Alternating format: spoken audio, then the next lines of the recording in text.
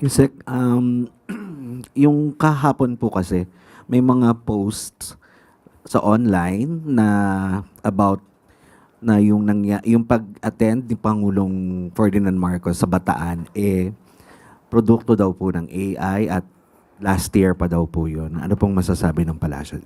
Alam naman ng mainstream media ang katotohanan.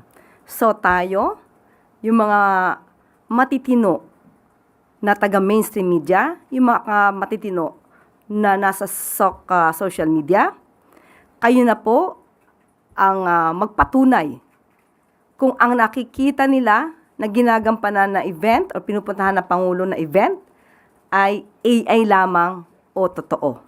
So kayo po ang maaaring makatulong din sa amin dahil on the part of the government, ginagampanan lamang po ng Pangulo ang kanyang obligasyon para sa taong bayan at para sa bayang ito. Kung mayroong mga naninira, alam naman natin kung saang parte ito nang gagaling. At suportahan natin mismo ang gobyerno at labanan natin ang fake news.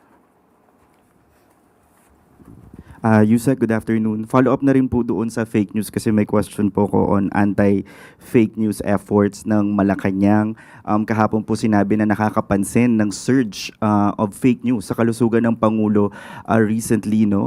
Gaano po kadesidido ang palasyo na may masampulan at maaksyonan ng legal action sa mga nagpapakalat po ng mga ganitong impormasyon?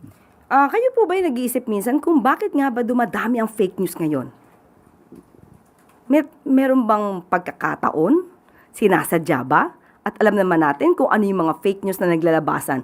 Ito'y halos lahat laban sa Pangulo at sa administrasyon na ito.